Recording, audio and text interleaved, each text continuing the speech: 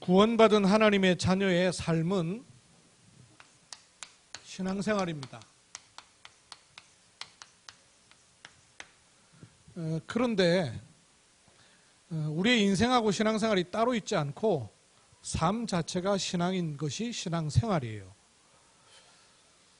근데 이 신앙생활 속에는 늘 좋은 일만 있는 게 아니고 생각지 못했던 일들이 많이 있어요. 마치 오늘 자기 오라버지가 죽음을 당한 이런 일들이 우리에게 일어나죠. 여러분 오늘 요한복음 11장 읽으시면서 여러분 자신이 발견이 되시던가요? 아니면 그냥 읽으셨어요? 저는 요한복음 11장 읽으면서 나와 우리의 모습이 발견되더라고요.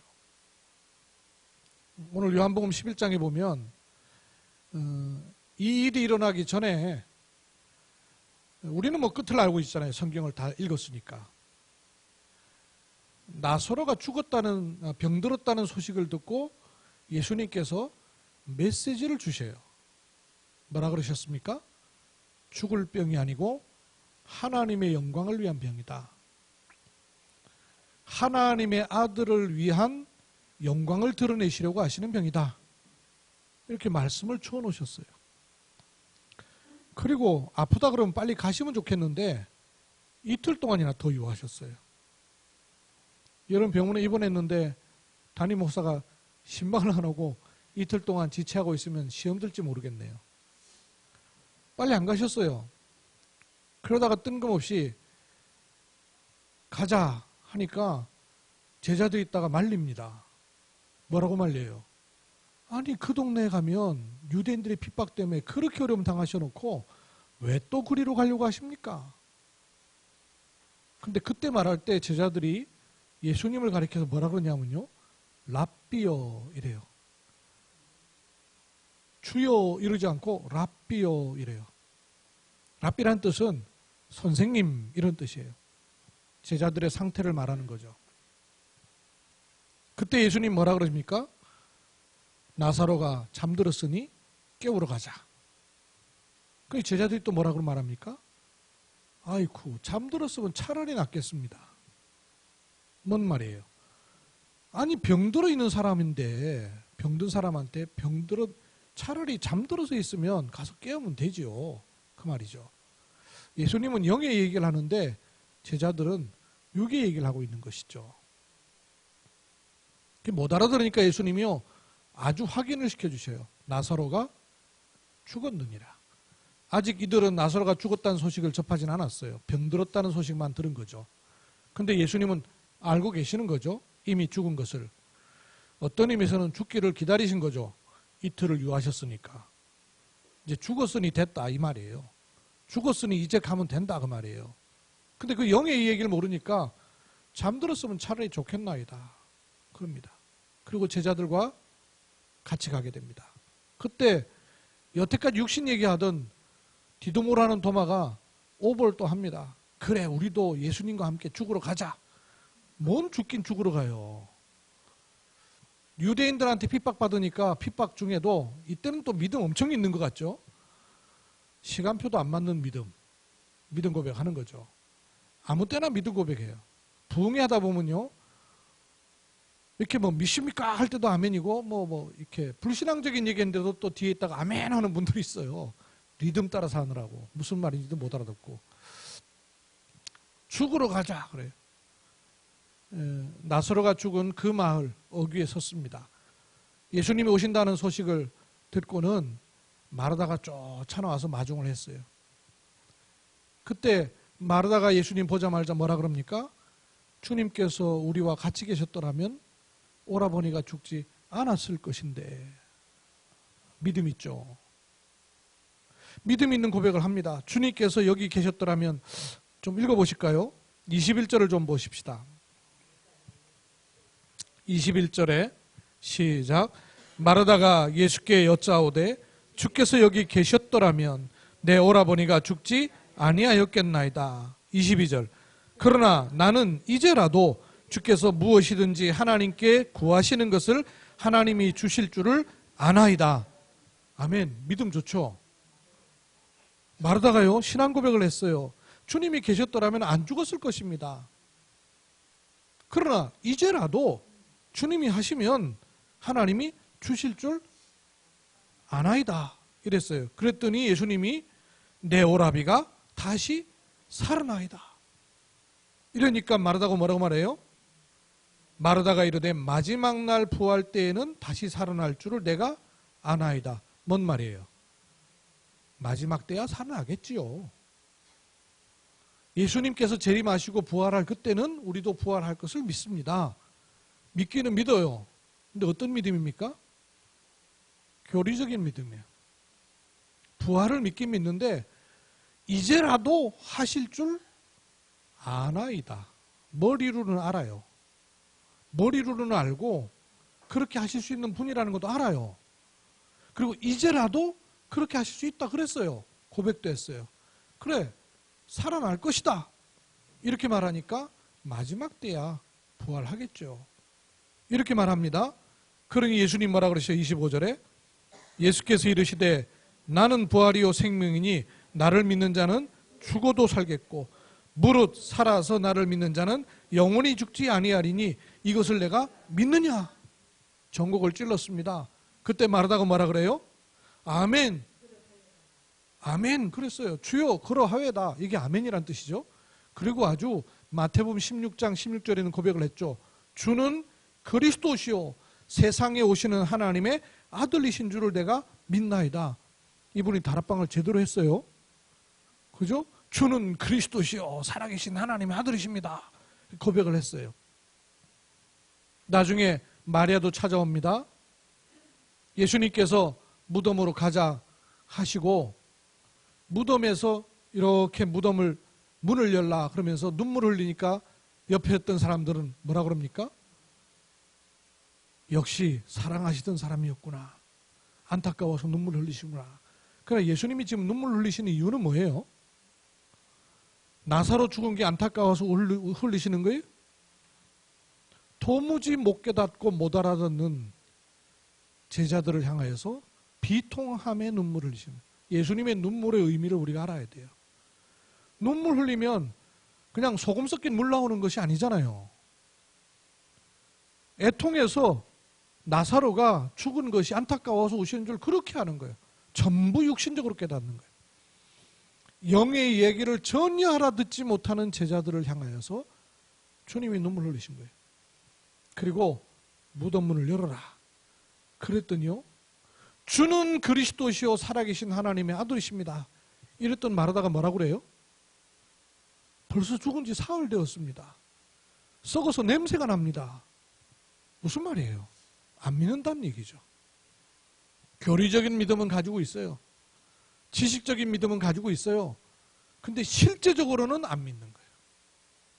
실제적으로는 안 믿는 거예요. 그때 44절에 같이 읽읍시다. 44절입니까? 41절. 40절 시작. 예수께서 이르시되 내 말이 내가 믿으면 하나님의 영광을 보리라 하지 아니하였느니라. 내가 믿으면 하나님의 영광을 보지 않겠느냐 그랬어요. 우리의 신앙생활이 그냥 사는 신앙생활이 아니고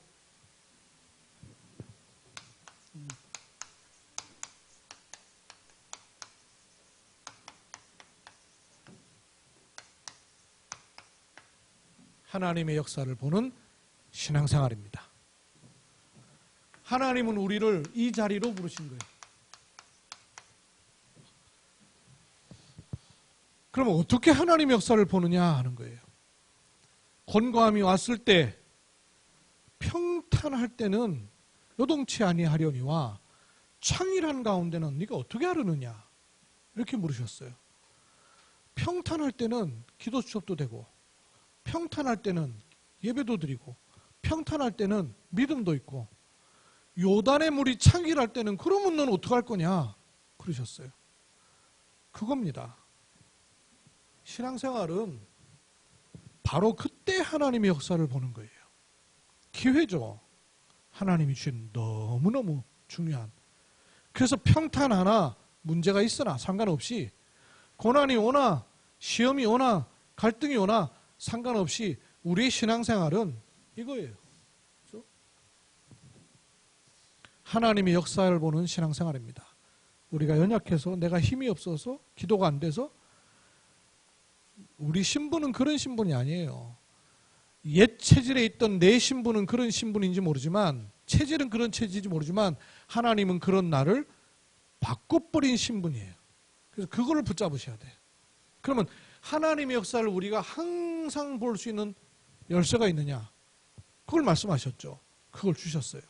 그래서 여러분 오늘 말씀을 마음 가운데 정확하게 담으시길 바랍니다. 하나님의 역사를 보는 신앙생활은 어떻게 우리에게 시작이 될까요? 어떻게 우리에게 체험이 될까요? 어떤 일 속에서도 하나님과 나 사이에 주신 언약이 있어요. 이 언약. 이 언약으로 모든 것을 재해석해야 됩니다. 그래야만 돼요. 왜 그러냐? 이렇게 언약으로 재해석하지 않으면 안 되는 이유가 있습니다. 구원을 받았으나 우리는 여전히 세상 속에 있어요. 하나님의 자녀인 것이 분명하나 우리의 육신은 약한 가운데 있는 것도 사실이에요. 그리고 하나님은 응답하시는 분인 건 맞는데 현실 문제 녹록하지 않아요. 그래서 언약으로 재해석하지 않으면 전부 틀리게 보게 돼 있어요. 이게 여러분 한 번 체험되고 두 번, 세 번 반복돼야 돼요. 그렇지 않으면 때마다 시마다 일마다 문제 만나버리면 내 옛 체질대로 그대로 가게 돼 있어요. 복음을 받았으나 우리에게 복음 이전에 안 뽑히도록 심겨져 있는 것이 있습니다. 인본주의든 신비주의든 율법주의든 내 체질이 딱 각인되어 있는 거예요. 복음 아닌 걸로. 각인만 돼 있는 게 아니고 그걸로 아예 뿌리를 깊이 내리고 있는 것들이 있어요. 인정만 해도 돼요. 알기만 해도 돼요. 그래서 나도 모르게 언약은 그렇지 않는데 체질은 자꾸 그리로 옛 것으로 갖고 가고 있다는 사실을 알고 있어야 돼요. 그래서 항상 언약으로 모든 것을 달리 봐야 됩니다. 거꾸로 볼 수 있어야 돼요. 재해석할 수 있어야 됩니다. 근데 재해석을 못하기 때문에 여기에 그대로 당해요. 매여 있는 상태에서 못 빠져나와요. 더 중요한 거.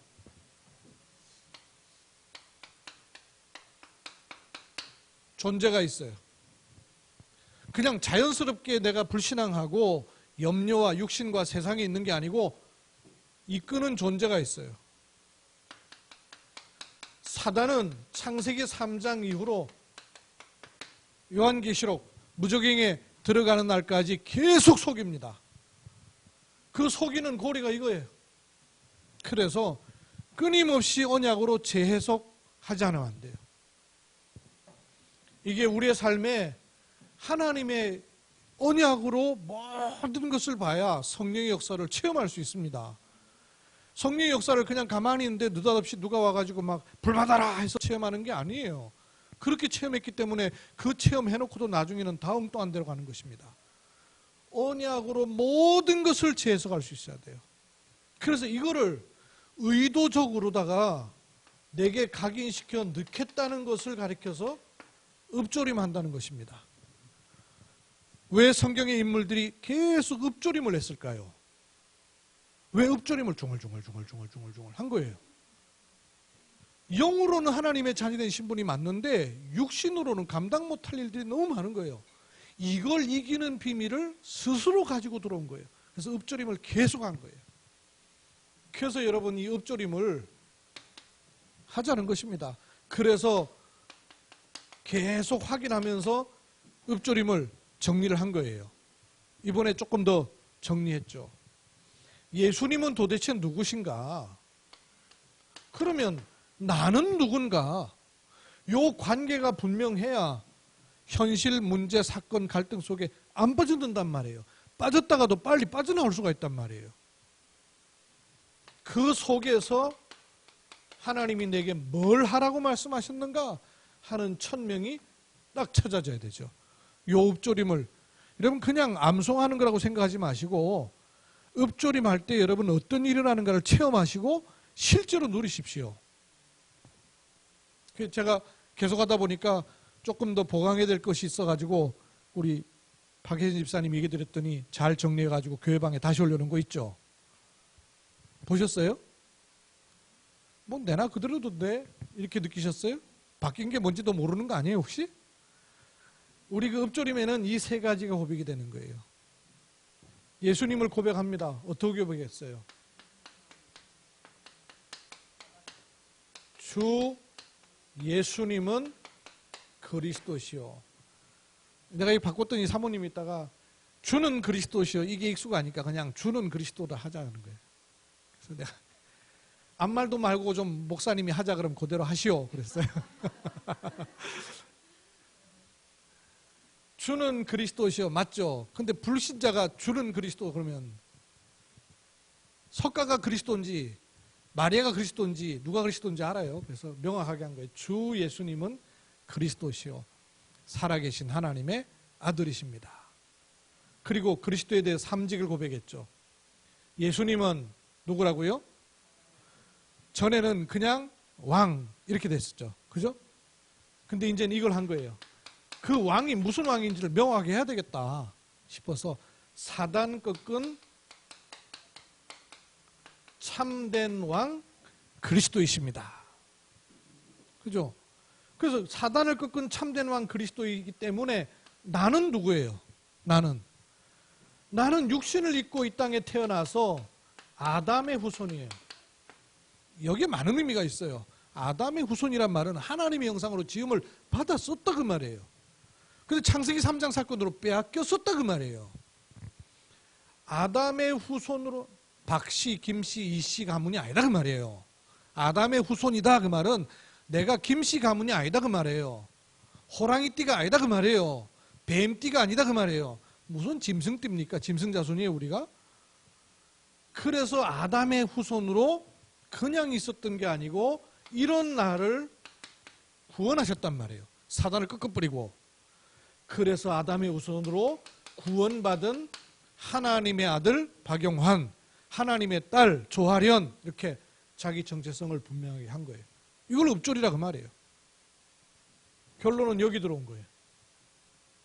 예수님은 사단 꺾은 참된 왕 그리스도이시요. 나는 아담의 후손으로 구원받은 하나님의 자녀입니다. 이거를 늘 읍조리세요. 사건 날 때 읍조리고 갈등할 때 읍조리고 읍조리시는 거예요.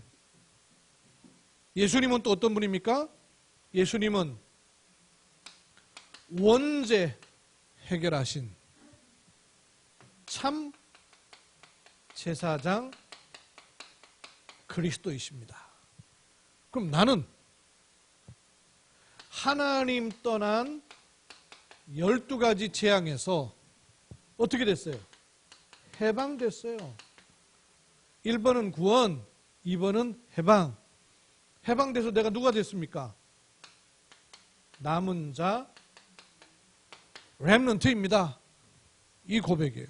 이 안에요 많은 내용이 포함되어 있어요. 여러분 고백할 때마다 메시지 속에서 묵상해 보십시오. 얼마나 어마어마한 일인지. 세 번째, 예수님은 어떤 분이에요? 하나님 만나는 길 대신 참 선지자 그리스도이십니다. 그랬더니 우리 박현 집사님이 목사님 참 제사장 참 선지자면 왕도 참 왕 이러는 게 안 맞습니까? 제가 운율을 따라서 고백을 해보면요 그냥 참 왕 이렇게 하는 것보다 참된 왕 이렇게 해야 요 글자 수하고 비슷해지면서 운율이 맞아요. 원래 시라는 게 운율이 맞아야 돼요. 예수님은 하나님 만나는 길 참 선지자 그리스도이십니다. 나는 자기 정체성이 있죠. 뭐뭐로서 모든 나라 열방교회 담임 목사로서 모든 나라 열방교회 사모로서 그죠? 김혜정 권사님은 사회복지사로서 요양보호사로서 뭐 하는 사람입니까? 시대에 살리는 전도자입니다. 이 고백을 늘 하세요. 고백을. 이 정체성이에요. 정체성. 이렇게 정체성을 고백하고 나니까 나의 천명이 딱 나오는 거예요. 우리 천명이 뭡니까? 결국은 세계복음하는 사람으로 하나님 부르신 거예요. 세계를 돌아다니는 세계복음화가 아니고 그 영향 속에 있는 사람이다 그 말이에요.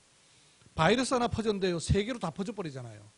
세계화 시대이기 때문에 그런 것입니다. 그죠? 그 복음 세계로 전해지게끔 돼 있단 말이에요. 세계 복음할 사람이에요.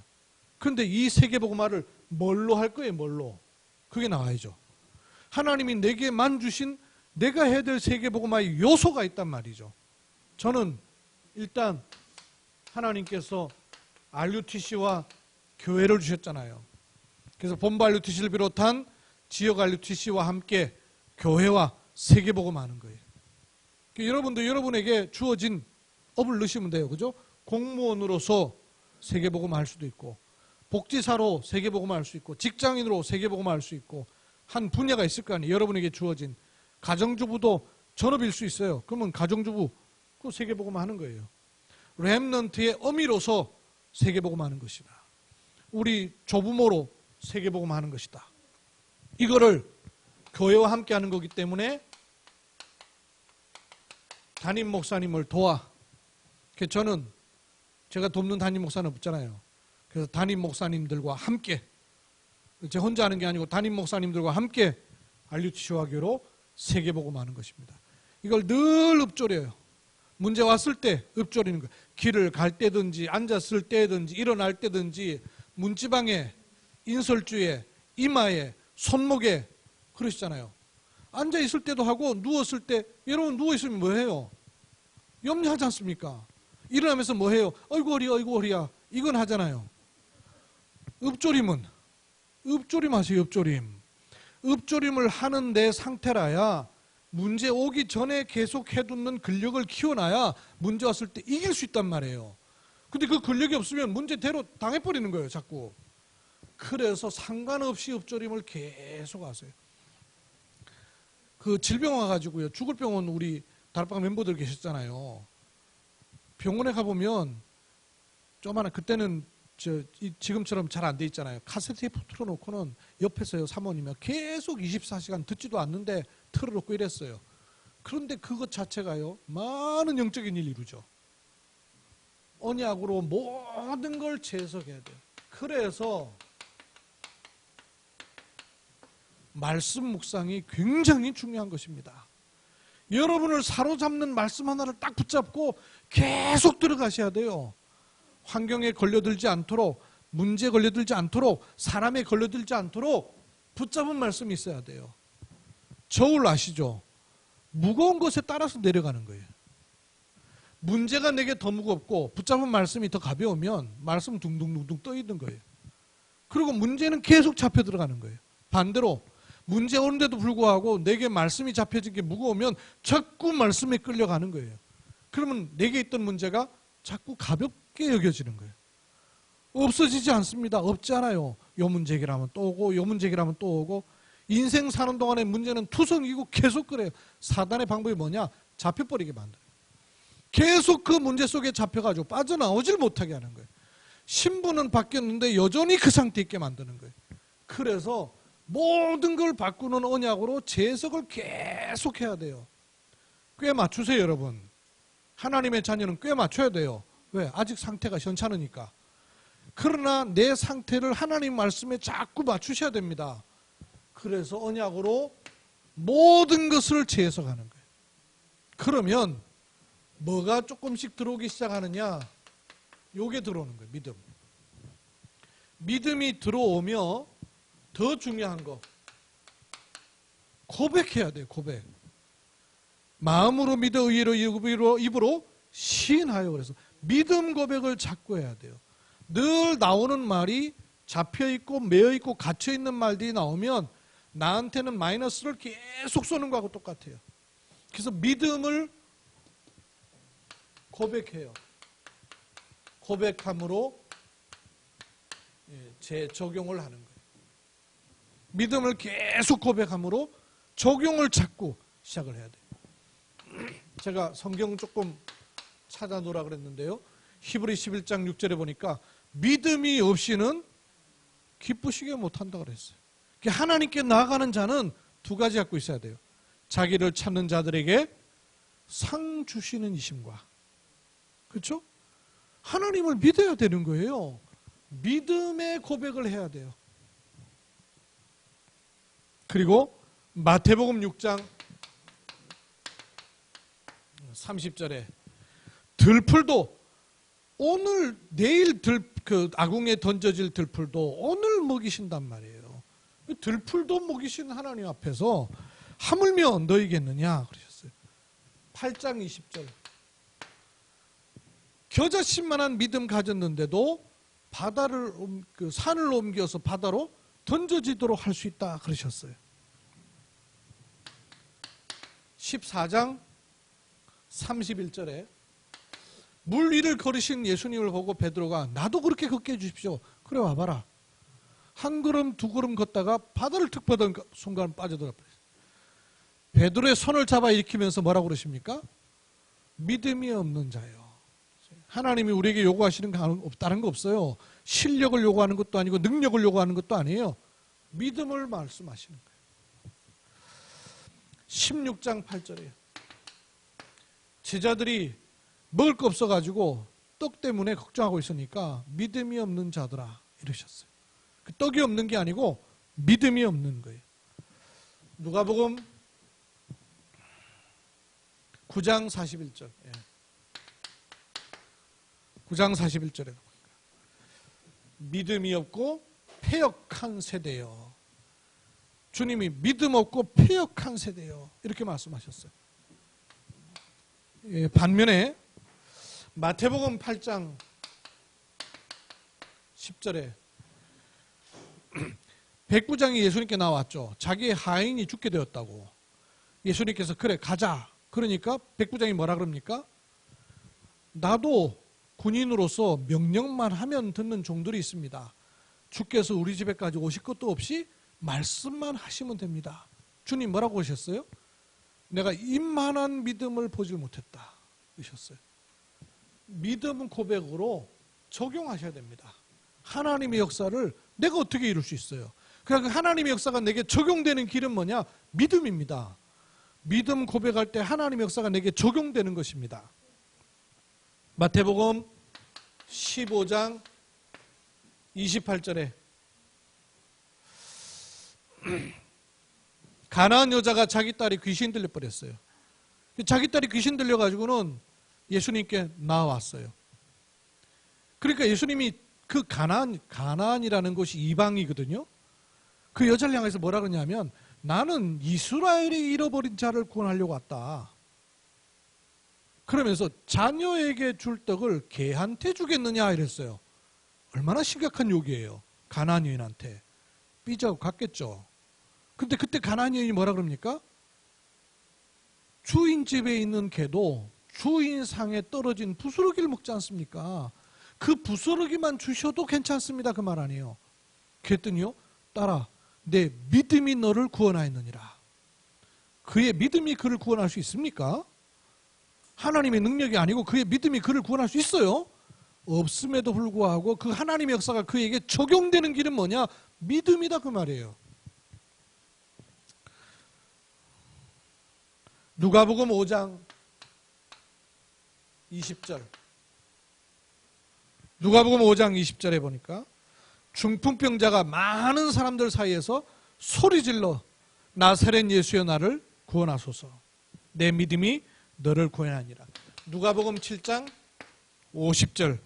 예수님의 발에 향유를 붓고 나은 마리아를 향해서도 내 믿음이 너를 구원했다 그랬어요. 8장 48절에 12해 동안 혈루증을 앓았던 여인입니다. 딸아 내 믿음이 너를 구원하였다 그랬어요. 17장 19절에 17장 19절 10명의 문둥병자가 예수님께 고침을 받았습니다. 다 돌아가 버렸어요. 나음을 확인한 한 사람이 찾아왔습니다. 한 사람이 찾아와 가지고 병 나은 것을 인하여서 예수님께 말씀을 드리니까 내 믿음이 너를 구원하였느니라. 그럼 앞에 9사람은 병은 나았는지 모르지만 구원 안 받지는 못한 거죠. 이 사람은 병만 나은 것이 아니라 구원함을 얻은 것이죠. 내 믿음이 너를 구원하느니라. 18장 42절에 눈먼 소경 내 믿음이 너를 구원하였느니라. 여러분 믿음 고백하십시오. 현실과 문제와 사랑 갈등을 부정할 수가 없어요. 그러나 그것은 그대로 인정하되 저는 이 세 가지 고백 하나님이 주시더라고요.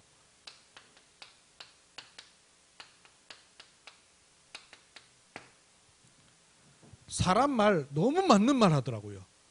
그 사람 말 제가 부인할 수가 없었어요. 그 말이 맞아요. 그러나 복음은 그렇지 않습니다. 그렇죠? 그리고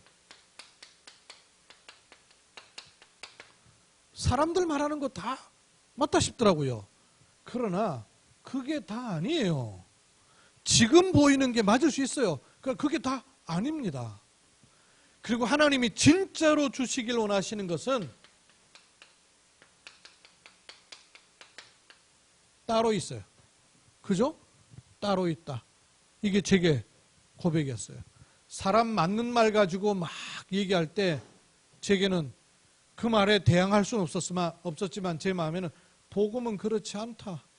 이게 제게 고백이었어요. 현실적인 문제가 많이 있을 때 그게 다 아니다 하는 고백이 제게 생겼어요. 그리고 많은 눈에 보이는 것 때문에 제가 속을 뻔했을 때 하나님은 제 속에 그렇지 않다. 따로 있다. 진짜 응답은 따로 있는 거예요, 여러분. 사람들이 보는 응답이 전부가 아닐 수 있어요. 여러분 자신에게 맞는 믿음을 고백해서 재적용하셔야 됩니다. 그때 세 번째, 하나님의 역사를 어떻게 볼까요? 하나님이 역사하시는 세 길이에요. 언약 붙잡을 때 하나님은 역사하십니다. 또 믿음 고백할 때 하나님은 역사하십니다. 그리고 하나님 언제 역사하시죠? 생명운동. 그죠? 사람 살리는 생명운동 속에 있을 때 하나님 역사하시지 않습니까? 영접은 이 사람에 있는데 기쁨은 엄청나게 내게 생기잖아요. 이 사람 지금 영접해놓고 영접이 뭔지도 모르니까 긴둥만둥 해가지고 그냥 따라하니 하고 그러잖아요. 그런데 그 구원의 순간을 아는 나에게는 엄청난 기쁨이 오잖아요. 왜 그러냐? 생명운동 속에 있기 때문에. 그래서 생명운동으로 하나님의 역사를 재창조받는 것입니다. 요 속에 있는 게 하나님의 역사를 보는 신앙생활이에요. 생명운동. 그냥 생명운동 하는 것이 아니고요. 그냥 다락방 하는 것이 아니고 성령께서 역사하시는 다락방. 여러분 이걸로 꼭 기도하세요. 그냥 성경 공부하는 게 아니고 성령께서 역사하시는 다락방을 놓고 기도하셔요. 여러분이 하든지 받든지 성령께서 역사하시는 다락방 요 속에 거하십시오. 그게 하나님이 원하시는 축복이고 그 하나님의 역사를 날마다 그럴 수도 있지만 날마다 그렇지 않을 수도 있죠. 그러나 그 속에 반드시 하나님의 언약은 성취되는 시간표가 오는 것이죠. 붙잡으셔야 돼요. 그래서 올 초에 주셨던 말씀처럼 한 300명 정도 내가 영접운동을 해보면 그럼 한 300명 정도 영접운동 한다는 건 막 돌아가면서 막 복음 얘기한다는 말이 아니고 하나님께 내게 마음에 두게 하시는 사람이 있단 말이에요. 한 300명 정도 복음이 필요한 현장과 사람을 놓고 기도 제목을 만드는 거죠. 명단을. 요 속에 다 복음을 받는 게 아니고 한 3분의 1 정도 제자가 있을 수 있어요. 300명 정도 영접운동 속에 한 30명 정도 제자 나온다면 요 사람들 중심에서 다락방을 하는 것이죠. 그럼 그렇다고 해서 우리 이현자 장로님, 근무하는 유정 장로님 이런 분들이 30군데 다락방 되겠어요? 한 3곳 정도 내가 성령의 역사하시는 다락방 축복을 누려야 되겠다. 마음 가운데 붙잡기만 해도 돼요. 생명운동 속에 하나님이 역사하시는 재창조의 축복을 누릴 그 장을 기도해야 되는 것이죠. 두 번째, 성령께서 역사하시는 만남을 놓고, 그냥 만남이 아니고요. 요걸 여러분 팀 사역이라 그러죠. 나중에 더 훈련 메시지에서 좀 더 해야 될 이유가 있습니다. 팀 사역은 그냥 사람 도와주고 사람 치유해주고 사람 양육해주고 그걸 말하는 게 아니에요. 성령이 역사하시는 만남은 왜 그런 만남을 주실까요? 너무나 복음이 필요한데 복음이 전혀 없는 비어있는 현장이 있단 말이에요. 요걸 놓고 하나님이 만남을 주시는 거예요. 그걸 여러분 알고 성령이 역사하시는 팀 사역의 축복을 보고 누릴 수 있어요. 우리 이제 처음부터 새로 시작을 해야 됩니다. 다락방부터 처음부터 시작해야 돼요. 성령이 역사하시는 다락방. 그저 그냥 따라하는 그런 다락방이 아니라 정말로 성령이 역사하시는 주시겠다고 하신 그걸 찾는, 이거 찾는 비어있는 현장. 46개 초등학교 텅텅 비어있죠. 20군데 중학교 텅텅 비어있어요. 20군데 고등학교 다 비어있어요. 4군데 대학, 교육기관, 유치원까지 다 합치면 162곳이에요. 유치원도 많이 있으니까요. 전부 다 합해서 경주에 있는 교육기관이 162군데 다 비어있죠. 현장은 다 비어있어요. 그거 다 비어있는 현장하고 나하고 무슨 관계가 있단 말이에요. 거의 신앙생활하는 것이 내 문제 해결하는 신앙생활, 내 치유하는 신앙생활, 내 발등에 불 떨어진 거 불 끄는 신앙생활, 이러니 어떻게 하나님의 역사를 체험하는 신앙생활이 되겠냔 말이에요.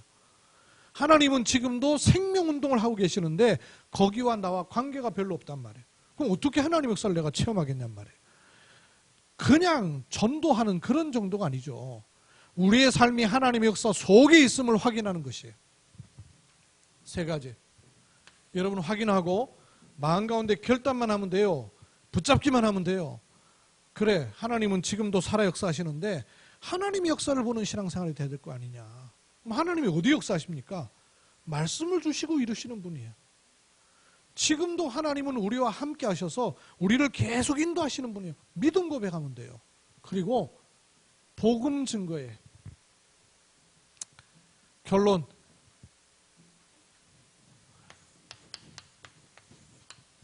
알겠는데 이 일을 사단은요 제일 싫어해요. 구원받은 하나님의 자녀가 요 스케줄 속에 들어가는 걸 사단은 제일 싫어해요. 그렇겠죠. 사단은 아무것도 두려워하지 않아요. 아무것도 겁내지 않아요. 그러나 구원받은 하나님의 자녀가 요 흐름 속에 들어가는 것만큼은 너무너무 두려워해요. 왜냐하면 신분이 바뀌었으니까 바뀐 신분은 건들질 못해요. 그 신분은 바뀌었으나 요 속에 거하지는 못하게 만들 수 있어요. 그 사단이 요 속에 거하지 못하도록 뭘 하겠습니까? 끊임없이 매이게 하겠죠. 어딘가에는 배운 사람은 배운 데 매이고 못 배운 사람은 못 배운 데 매이고 상처 있으면 상처 있고 뭐 많이 갖고 있으면 갖고 있는 데 매이고 온갖 것에 다 매여요. 문제든 환경이든 여건이든 사람이든 매이게 만들어버려요. 그래갖고 미처 관심을 둘 수 없게 만들어요. 그래서 다른 일에 몰두하게 만들어요. 이게 사단이 하는 짓입니다. 알기만 하면 돼요. 반면에 우리가 이 속에 들어가는 것을 하나님은요 너무나 중요하게 여기시고 기다리시고 기뻐하시죠. 그러면서 하나님은 요 속에 우리가 들어갈 때 분명히 성령으로 역사하시게 되죠. 그러면 하나님의 일을 돕는 주의 사자를 보내서 응답하시는 것이 자명한 일이죠. 근데 이거와 관계가 없으면 천사가 역사하고 있는, 활동하고 있는 것이 내게 확인이 될 이유가 없는 거 아니겠어요? 당연히 그러니까 하나님의 나라에 임하는 것이겠죠. 요 속에 하나님께서는 저와 여러분을 있게 하신 거예요. 요 말씀을 붙잡은 사람이 당사자입니다. 그죠? 다른 사람이 당사자가 아니에요. 제가 전에도 말씀드렸죠. 경주에 전도왕이 있을래나? 오늘 궁금해졌어요. 그래가지고 찾아보니까 경주에 한국에서 제일 전도왕이 있네? 한국에서 제일 전도를 많이 한 사람이 경주에 산대요. 봤더니 42일 만에 3,172명을 전도했대요. 안강에 사는데. 그렇게 전도를 많이 했어요. 왜 지금도 막 전국에다 강사로 다니면서 막 전도하고 다니셔요. 전도왕이래요, 그래서. 그럼 그분이 전도왕이에요? 나는 한동안 그런 생각했어요. 유 목사님을 전도자라고 부르는 데는 하등 거리낌이 없었는데 내가 전도자다 그러면 나는요 부담스럽고 불편하더라고요. 내가 전도자인가? 목회자지. 왜냐하면 전도자 그러면 뭔가 좀 전도의 열매나 있고 역사가 있고 그래야 되는데 나는 하나도 그런 게 없는 것 같아. 그래서 내가 전도자다 그러면 나는 잘 안 맞았어요. 이게 내 중심으로 아는 거예요. 성경은 그렇던가요? 성경은 전도를 많이 한 사람을 전도자라 그랬어요? 아니에요. 전도를 많이 한 사람을 전도자라 그런 게 아니고 전도자로 부르셨죠. 처음부터. 근데 문제는 지가 아느냐 모르냐의 차이가 있었어요. 일찍 한 사람이 있고 늦게 한 사람이 있고. 누가 전도자냐? 전도 메시지를 받는 사람이 전도자예요. 이해가 되십니까? 전도 행위를 많이 한 사람이 전도자가 아니고 전도자 말씀을 받은 당사자가 그 말씀의 주역입니다. 맞죠? 하나님이 아브라함이 도무지 안 믿으니까, 워낙 안 믿으니까 하나님이요, 네 고추꽃 잘라버려라. 왜? 그거 갖고 자식 낳는 게 아니니까. 이름을 바꿔버려라. 그래서 원래 이름이 아브람인데 아브라함이라고 이름을 붙였어요. 혹시 뜻을 아세요? 아브라함, 열국의 아비. 그 말은 많은 자식의 아비. 그 말이에요. 근데 아브라함이 자식 몇 명 있을 때 그 말이에요? 하나도 없을 때. 27살 때 그 이름 붙인 게 아니고 몇 살 때예요? 100살 때. 그러니 가능성도 없고 존재도 없는 100살 때 네 이름을 열국의 아비라고 바꿨어요. 어느 날 제가 이름을 바꿨어요. 아브라함이라고. 그럼 이름 바꾸면 자기가 불러요? 남이 불러요? 그 내가 이름 바꾼 걸 알려줘야 될 거 아니에요. 누가 나한테 그 이름을 부르도록. 이름 바꿨을 때 불러줘야 되는데 우리는 아브라함 그러면 그냥 그렇게 듣지만 그 뜻이 희한한 뜻이 있잖아요. 야, 나 이름 바꿨어. 뭔데? 양론에 가고 그랬겠죠. 아브라함이. 나 이름 바꿨다. 늙음하게 뭔 이름 바꾸고 그래. 뭐라고 그랬는데 아브라함. 자식이 엄청나게 많은 자요. 그 말을 동네 사람이 들었을 때 어떤 생각이 됐겠어요? 진짜 노망들어 진짜. 저 영감이 진짜 자식 있고 싶긴 있고 싶은 마음이네. 그 다음부터 이제 불러주죠. 그렇게 바꿨으니까. 불러줄 때마다 동네 사람들 마음 가운데는 어떤 마음이 싹 텄겠어요? 비난하는 거예요. 비아냥거리는 거예요. 우스갯거리예요. 그러면 그 말을 받는 아브라함 입장은 어떻겠습니까? 자기를 아브라함이라고 부르는 동네 사람들이 아브라함이라고 부를 때 그 말을 듣는 아브라함은 어떤 마음이 들겠어요? 막 확신이 들까요? 예? 확신이 들어요? 자식 하나도 없고 나이는 100세 됐고 할머니는 쪼랑바가지 돼 있는데 어마어마하게 자식 많은 자야 이러면 마음에 막 불쑥불쑥 은혜가 생기고 믿음이 생기고 성령의 역사하시는 게 느껴지고 그랬겠어요? 죽을 맛이라. 그 이름을 들을 때마다 아브라함 그 넉자를 들을 때마다 아브라함은 피할 곳이 없어요. 어디로 피해야 되겠어요? 어디로 피해야 되겠어요? 언약의 말씀 앞으로 가는 수밖에 없는 거예요. 이 말씀을 주신 하나님 앞으로 가지고 들어가는 수밖에 없는, 견딜 수가 없는 거예요. 근데 그 견딜 수 없어. 이름 불릴 때마다 그 부끄러움을 견딜 수 없어서 들어갔던 그 걸음이 믿음의 걸음이 되는 거예요. 언약의 걸음이 되는 거예요. 그래서 이 걸음이 될 수밖에 없는 거예요. 지가 자식을 낳는 게 아니라 4대 후 요셉 때에 너무너무 많아져가지고 애굽이 감당 못할 자식들이 생기는 생명운동이 일어나 버렸어요. 맞습니까? 반드시 언약은 성취됩니다. 언약 잡으셔야 됩니다. 언약으로 가셔야 돼요. 모든 걸 가지고 들어갈 언약이 있습니까? 그리고 그거를 고백하셔요. 믿음의 고백. 계속 하셔요. 그리고 내가 요 속에 있다는 사실을 확인하세요. 애써서 노력해서 행위로 하려고 하지 마시고 어떤 말씀을 내게 주셨는가를 생명처럼 붙잡으세요. 그 말씀이 나를 어떻게 인도해 나가시고 어떤 일을 이루시는가를 믿음의 눈을 떠서 보는 것입니다. 그래서 우리의 신앙생활은 하나님의 역사를 보는 신앙생활입니다. 여러분 확인하시고 이번 한 주간 또 이 말씀 성취의 축복을 누리기를 주의 이름으로 축원합니다. 하나님의 은혜를 감사드립니다. 사단은 파도같이 밀려오는 문제로 나를 휘어잡지만 내게 주신 언약은 어떤 것도 흔들 수 없으며 하나님 앞에 믿음 고백하는 기회가 되며 생명운동 속에 있는 나를 발견하게 하십니다. 이 말씀을 붙잡습니다. 하나님 말씀을 생명같이 붙잡습니다. 이 말씀 성취 속에 있고 이 말씀 붙잡은 가운데 말씀이 이루어지는 것을 사실적으로 증거를 잡는 은혜 주심을 감사드립니다. 하나님께서 영광받아 주옵소서. 주 예수 그리스도의 이름으로 기도하옵나이다. 아멘.